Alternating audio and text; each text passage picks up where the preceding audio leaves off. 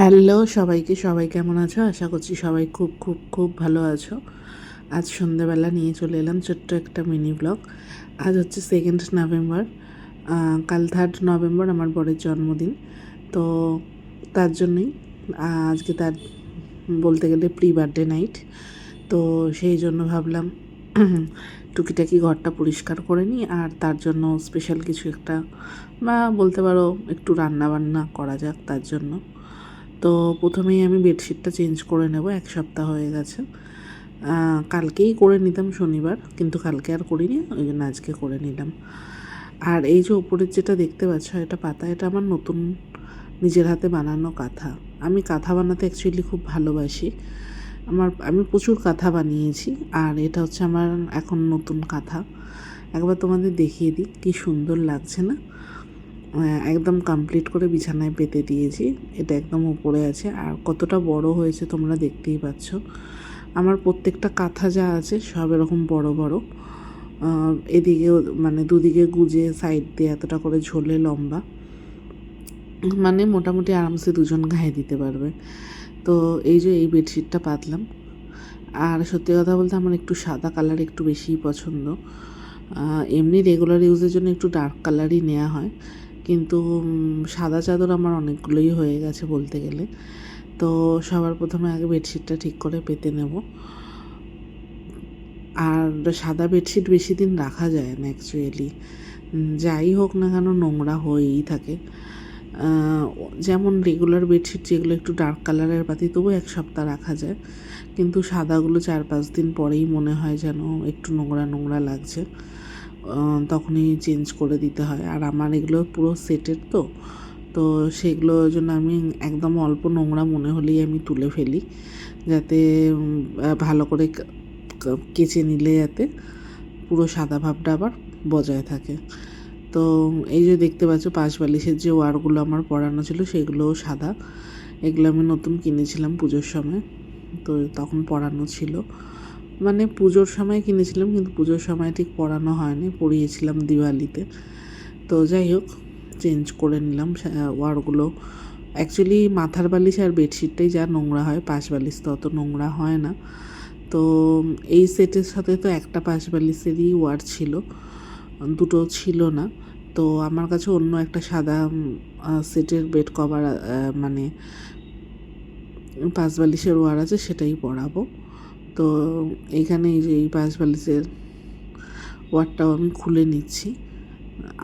সেটে তো একটা করেই থাকে, দুটো করে থাকে না, খুব কম থাকে, তাই জন্য এটা আমি অন্য একটা সেটের ওয়ার পরিয়ে দিলাম। এটাও সাদার উপরই।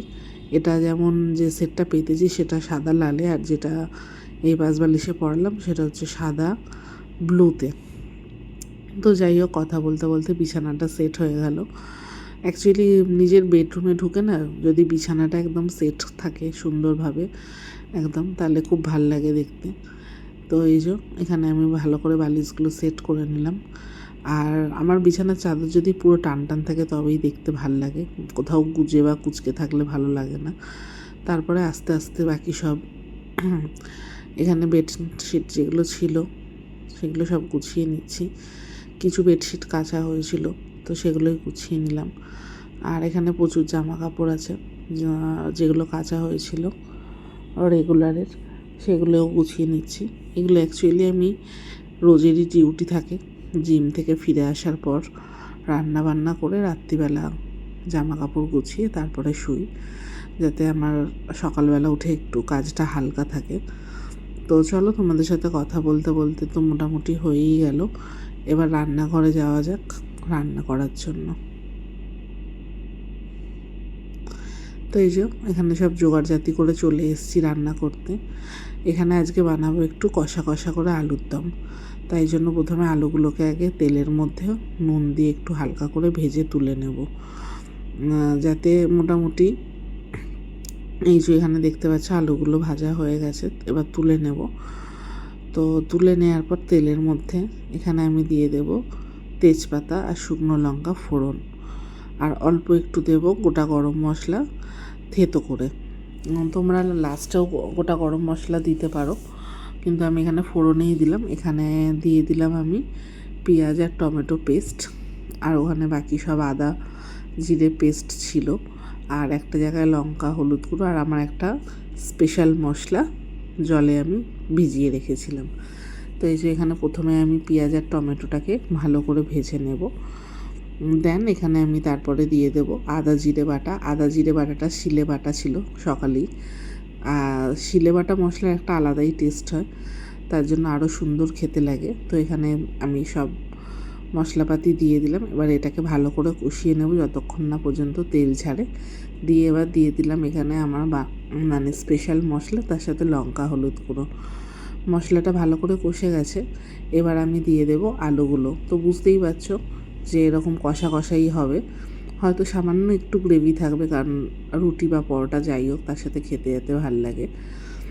আর এখানে কথা বলতে বলতে জল দিয়ে অল্প অল্প জল দিয়ে কষিয়ে নিচ্ছিলাম, যাতে কষানোটা খুব সুন্দরভাবে হয়। আর এখানে আমি এইদিকে সাইডে গরম জল বসিয়ে দিয়েছিলাম, তো সেই জলটাই আমি দিয়ে দিলাম। বেশি জল দেবো না, পরিমাণে অল্পই দেবো। এইটা থাক, আর হাই হিটে এটাকে ফুটতে দেবো যাতে আলুগুলো সিদ্ধ হয়ে যায়। আর এখানে কথা বলতে বলতে হয়ে গেছে, এবার দিয়ে দিলাম ওতে ধনে পাতা। আর এখানে আমি বানিয়ে নিচ্ছি পরোটা। অ্যাকচুয়ালি আমরা তো রুটি খাবো আর আমার বর খাবে পরোটা। অ্যাকচুয়ালি আমরা যেমন ডেলি রুটি খাই, আমার বর ডেলি পরোটা খায়। যারা ফ্যামিলির লোক তারা জানে। তো এখানে কথা বলতে বলতে পরোটাই বানিয়ে নিলাম। আজকে আর লুচি ফুচি কিছু বানালাম না, কারণ কাল সকালে ইচ্ছা আছে টিফিনে ওকে লুচি দেওয়ার। তাই আজকে রাত্রিদের জন্য সিম্পল যেমন পরোটা খায় পরোটাই করলাম, শুধু আলুর দমটা সুন্দর করে করলাম। অন্য সময় অন্য কিছু তরকারি করি, আলুর দম বেশি আলু অ্যাভয়েড করাটাই বেটার। তাই আজকে ভালো করে স্পেশাল আলুর দম বানালাম। তো এই যে এখানে চলো আমাদের রুটি পরোটা সব কমপ্লিট রান্নাবাড়ি। আর কথা বলতে বলতে আলুটাও সিদ্ধ হয়ে গেছে, দেখতেই পেলে একদম পুরো সুন্দরভাবে নরমভাবে হয়ে গেছে। এবার এটাকে আমি ঢাকা দিয়ে চলে যাব ঘরে। তো রান্নাবাড়ি করে প্রচুর ঘামিয়ে গেছি, অবস্থা দেখতেই পাচ্ছ। তো নাইটিটা চেঞ্জ করব, আর প্রচুর গরম লাগছে। কেন কি জানি এবছর নভেম্বর পড়ে গেছে, তারপরেও এত গরম লাগছে মায়ের সাথে। তো আমি ওই জন্য রুমের এসিটাকে অন করব, ঘরটাকে একটু ঠান্ডা হোক, নাহলে পারছি না, প্রচণ্ড কষ্ট হচ্ছে গরমে।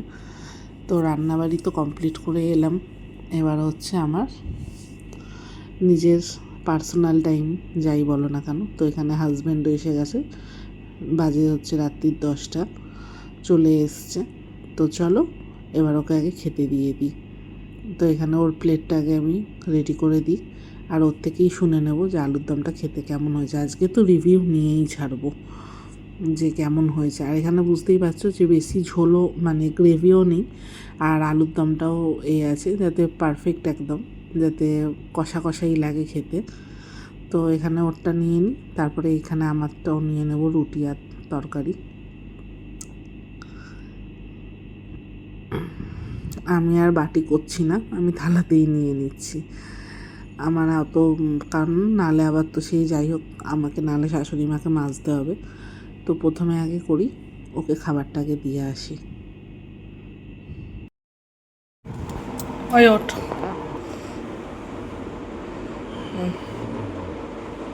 খেয়ে বলো।